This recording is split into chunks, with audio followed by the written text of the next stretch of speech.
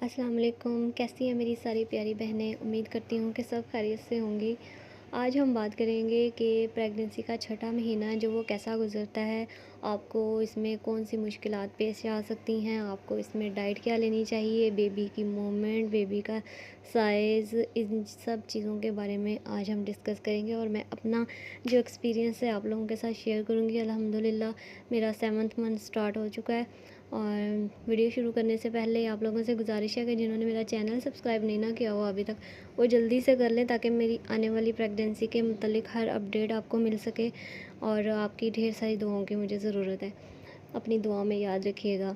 और चलें जी, अब शुरू करते हैं वीडियो। प्रेगनेंसी का जो छठा महीना था ना, मेरा तो थोड़ा स्मूथ ही गुजरा है, लेकिन बस मुझे एक जो ज़्यादा परेशानी हुई है ना, वो हार्ट बर्निंग प्रॉब्लम हुई है मुझे। पूरा ओवरऑल जो 3 महीने थे उसमें तो जैसे मैंने आपको पहले बताया कि जस्ट नोज़िया था मुझे और स्टमक का बहुत ज़्यादा अपसेट था, लेकिन मुझे हार्ट बर्निंग नहीं हुई थी। लेकिन 5वें महीने के एंड से छठे महीना पूरा मेरा ना हार्ट बर्निंग में रहा है, इवन के अभी तक है। और इसका मैंने आपको टिप भी बताया था कि अगर आप थोड़ा सा दूध ले लें ठंडा, तो फ्रिज का, तो उससे ये कवर हो सकता है मामला। तो एक ये मुझे मसला रहा है। दूसरा, जैसे ही छठा महीना आता है तो आपका जो लेटने उठने बैठने का थोड़ा वो है ना हिसाब किताब, वो थोड़ा बहुत नहीं, थोड़ा नहीं बहुत ज़्यादा चेंज हो जाता है। आप यकदम से उठ नहीं सकते क्योंकि बेबी की जो मूवमेंट है वो भी बढ़ जाती है और उसकी ग्रोथ हो रही होती है। और माशाल्लाह से बेबी फिर आपको पूरे पेट में घूमता हुआ फ़ील होता है। मतलब कि एक टाइम पे अगर आपको लेफ़्ट साइड पे उसकी हरकत फ़ील होगी तो दूसरी तरफ आपको साथ ही राइट साइड पे भी फ़ील होगी। माशाल्लाह से इतना बेबी का जो हाइट है हो जाती है कि वो 2 साइड पे एट अ टाइम टच कर सके। मतलब कि अगर राइट साइड पे उसका हेड टच हो रहा है तो लेफ़्ट साइड पे उसकी जो लेग्स हैं उसकी किक आपको फ़ील होगी। और 5वें महीने में ये तो था ना कि बेबी की जस्ट मूवमेंट फ़ील होती थी। और प्रॉपरली फिर आपको ना छठे महीने में बेबी की छोटी-छोटी किक्स आपको फ़ील होना स्टार्ट हो जाएंगी। और कई दफ़ा तो वो किक इतनी हैवी किस्म की होती है कि आप एकदम से घबरा जाते हो कि ये क्या हो गया है। तो जो पहली दफ़ा माँ बन रही हैं उनके लिए तो ये एहसास बहुत ही खूबसूरत होता है। जो मेरे साथ प्रॉब्लम थी दांतों में से खून आने की और मसूड़ों की और दांतों की जो सेंसिटिविटी थी, वो भी मेरी ख़त्म हो गई। वो सिर्फ़ 5th मंथ में रही, 6 मंथ के थोड़ा दिन चली और उसके बाद ना वो आहिस्ता-आहिस्ता नॉर्मल होता गया। ये किस-किस के साथ ऐसा हुआ है, आप मुझे ज़रूर बताइएगा। और 6 मंथ में आके एंड में आके ऐसा हुआ कि मेरे जो बाल हैं वो बहुत ज़्यादा शाइनी और फ्लफ़ी हो गए ना, थोड़ा उनमें वॉल्यूम बहुत ज़्यादा आ गया। अब एंड में जाके 6 मंथ के पहले तो 6 मंथ तक तो ऐसे था कि जैसे मेरे नॉर्मल चल रहे थे वैसे था, और बहुत ही रफ़ किस्म के मेरे बाल हो गए थे। वॉल्यूम था लेकिन बाल रफ़ थे। लेकिन अब बालों में शाइन भी आ गई है और शाइनी शाइनी से बाल हो गए हैं और काफ़ी ज़्यादा उसमें ना वॉल्यूम मुझे फ़ील होना शुरू हो गया।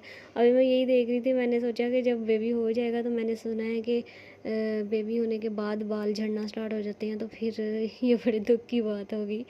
तो आप लोग भी अपना एक्सपीरियंस मेरे साथ ज़रूर शेयर कीजिएगा कि किस किस के साथ ऐसा हुआ। 6 मंथ में फिर आपका उठना बैठना जो है ना वो मुश्किल हो जाता है क्योंकि बेबी का वेट भी बढ़ चुका होता है। ऑलमोस्ट 1 केजी से ऊपर हो चुका होता है उसका वेट। तो उठना बैठना आपके लिए फिर काफ़ी मुश्किल हो जाता है। और ये कि रात को सोने में बहुत ज़्यादा परेशानी होती है आपको। कई दफ़ा ऐसा होता है कि आप अगर राइट साइड पे सोएं तो आपको महसूस होता है कि आपका सांस बंद हो रहा है। वो इसलिए ऐसा होता है कि यूट्रस का साइज़ जो है ना वो पेट में भर जाता है।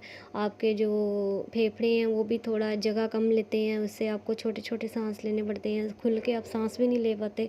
इवन कि अभी मैं बात कर रही हूँ तो मुझे साँस चढ़ रहा है और मेरे से प्रॉपर एक कंटिन्यूअसली ना एक लंबी बात नहीं हो पाती। तो उसमें मैं रुक के साँस लेती हूँ फिर दोबारा मैं बोलती हूँ। तो इसके लिए माज़रत। और ये कि आपका जो खाने-पीने का स्टाइल है वो भी, उसमें क्रेविंग्स में भी जो है ना वो चेंजिंग आ जाती है। मुझे 6 मंथ तक मुझे सॉल्टी खाने का कोई मूड नहीं था, लेकिन अब मेरा ना चीज़ी, सॉल्टी और मिर्च मसालों वाली चीज़ें खाने का दिल करने लग गया है। पहले तो मैंने ज़्यादातर मीठा ही खाया है, चौथे पाँचवें महीने में दबा के मीठा खाया। बहुत मेरा अभी भी है क्रेविंग मीठा खाने की, लेकिन अब क्रेविंग जो है ना छठे महीने में आके आपकी चेंज हो जाती है। मे बी ये स्टमक पहले अपसेट था इसलिए दिल नहीं करता होगा, या हार्मोन्स का मसला है, ये मैं नहीं इस चीज़ को कहती। कुछ लोग तो इसको जेंडर में भी लेते हैं कि अगर ये खाने को दिल करे तो ऐसा होता है, लेकिन मेरे साथ तो सारा कुछ मिक्स चल रहा है भाई।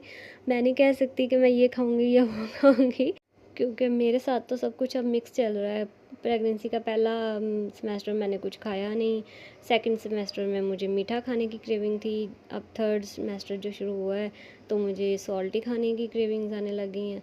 आगे आगे जैसे जैसे टाइम गुजरेगा मैं आप लोगों को ऐसे साथ साथ अपडेट करती रहूँगी। अच्छा, जो मेरी तरह फ़र्स्ट टाइम माँ बन रही हैं उनको मैं ये सजेस्ट करूँगी कि अगर तो ऐसा होता है ना कि अचानक कभी उठ जाओ तो वो पेट में बल सा पड़ जाता है और आपसे सीधा खड़ा भी नहीं हुआ जाता, और रात को अक्सर ऐसा होता है कि नींद नहीं आती, पेट में इतना ज़्यादा जैसे अकड़ाव फील होता है, बहुत ज़्यादा हार्ड हो जाता है पेट के, उंगली लगा के भी देखो तो आपको ऐसा लगेगा कि बहुत ज़्यादा हार्ड है। तो इसके लिए ना आप मालिश कर सकते हो। मालिश ये नहीं कि बहुत ज़्यादा हैवी मसाज करना है आपने, बहुत हल्के हाथ से आप कोकोनट ऑयल या फिर आप ज़ैतून का तेल जो है ना उसका हल्के हाथ से वो उसका मसाज कर लें। ऊपर से नीचे की तरफ नहीं करना, नीचे से ऊपर की तरफ आपने करना है मसाज, और आपको बहुत ज़्यादा रिलीफ फील होगा इससे। स्किन भी थोड़ी नरम हो जाएगी, और बाकी जो ये पेट में बल बढ़ जाता है या आपको आपसे खड़ा नहीं हुआ जाता, ये सारे मसले भी आपके हल हो जाएंगे और नींद भी अच्छी आएगी आपको। अगर नींद नहीं आती तो आप अपने पाँव के तलवे जो है ना उधर मसाज कर सकती हैं, या अपने हस्बैंड से करवा लें किसी भी चीज़ से, इससे भी आपको बहुत ज़्यादा रिलीफ मिलेगा। मुझे तो वैसे नींद में कोई फ़र्क नहीं आया, जैसे नॉर्मल मैं सोती थी वैसे ही सोती हूँ।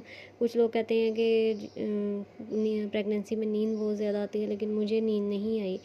और अगली बात ये कि आपने अपनी जो डाइट है उसको थोड़ा इंक्रीज़ करना है, क्योंकि फर्स्ट सेमेस्टर में आपको इंक्रीज़ करने की ज़रूरत नहीं होती, वो नॉर्मली चल रहा होता है, जो कि 1800 कैलोरीज इंसान नॉर्मल लेता है वही आपको चाहिए होती है। सेकंड सेमेस्टर में आपको 300-350 कैलोरीज बढ़ानी होती है, और थर्ड सेमेस्टर में मैंने सुना है कि डॉक्टर ये कहते हैं कि आपने 400 कैलोरीज अपनी बढ़ानी है। तो अपनी डाइट में आप लीफ़ी थिंग्स, इसमें एक और चीज़ जो हुई है सेकंड सेमेस्टर में वो है कॉन्स्टिपेशन। कॉन्स्टिपेशन का मसला ऑलमोस्ट हर प्रेग्नेंट लेडी को होता है, चाहे वो फर्स्ट में सेमेस्टर से स्टार्ट हो जाए चाहे वो सेकंड से हो जाए। तो मुझे सेकंड के मिड में मतलब कि 6 मंथ के दरमियान से कॉन्स्टिपेशन का मसला स्टार्ट हुआ, इससे पहले नहीं था, और अल्हम्दुलिल्लाह वो भी मैंने कंट्रोल कर लिया है। इसके लिए आपको जो डॉक्टर आयरन की सप्लीमेंट दे वो आपने लाजमी लेना है, और इसके अलावा अगर किसी को बहुत ज़्यादा मसला है तो आप लीफ़ी थिंग ये जो वेजिटेबल्स होती हैं ना वो खाएं, जैसे कि पालक पालक खाएं, जो सेब है एप्पल उसको आप छिलके के समेत खाएं, छिलके के बगैर नहीं खाना आपने, उसको छिलके के साथ खाना है तो आपको उसका पूरा फ़ायदा मिलेगा। और अंजीर डेली की एक लाजमी खाएं, जिससे आपकी कब्ज़ का मसला ना जो हल हो जाएगा इंशाल्लाह, क्योंकि मैंने ये चीज़ें फ़ॉलो की हैं तो मुझे बहुत ज़्यादा रिलीफ़ मिला है इस चीज़ से। बाकी आप अपनी डाइट में पनीर, दूध, दही, अंडे, गोश्त हर चीज़ का इस्तेमाल करें। फ्रेश जूस से अवॉइड करें, क्योंकि पाकिस्तान में ना जो बेबी शुगर की शरह है ना वो काफ़ी बढ़ गई है। तो बेस्ट ये है कि आपसे फल जितना हो सकता है खाएं, जो भी फल आपका खाने को दिल करता है आप दबा के खाएं, कोई मसला नहीं है। आजकल तो आम का सीज़न है और मेरा आम खाने को बहुत दिल करता है, तो मैं उसका शेक भी इंटेक करती हूँ और उसको वैसे भी खाती हूँ। जो जो ये दिल करता है ना आपका वो फल खाएं, लेकिन जूसेस से ना अवॉइड करें। बाकी आपने अपना जो लिक्विड इनटेक है वो ज़्यादा रखना है, इसमें पानी की कमी नहीं होनी चाहिए। बस के दिन में इसमें तो पानी की लाजमी कमी आ जाती है, क्योंकि पानी नहीं पिया जाता आजकल। तो पानी का आपने इनटेक अपना बॉडी में ज़्यादा रखना है। ये मैं आपको मशवरा दे रही हूँ और मैं खुद इस पे अमल नहीं कर रही लेकिन पानी पिया नहीं जाता पता नहीं क्यों। लेकिन ये कि मैं किसी और फॉर्म में ले लेती हूँ, जैसे लस्सी बना ली, जैसे मिल्क शेक, ऐसे कोई भी किसी भी फॉर्म में आप लिक्विड फॉर्म में इनटेक कर सकती हैं पानी। जी जी, उम्मीद करती हूँ कि आज की वीडियो से आपको कुछ फ़ायदा हासिल हुआ होगा। तो अगर आपको वीडियो अच्छी लगी है तो लाइक करें वीडियो को, और अगर कोई कमेंट में बात पूछना चाहती हैं तो मोस्ट वेलकम, मैं आपको इंशाल्लाह ज़रूर उसका जवाब दूँगी। और अपनी दुआओं में याद रखिएगा, क्योंकि मुझे आपकी ढेर सारी दुआओं की ज़रूरत है।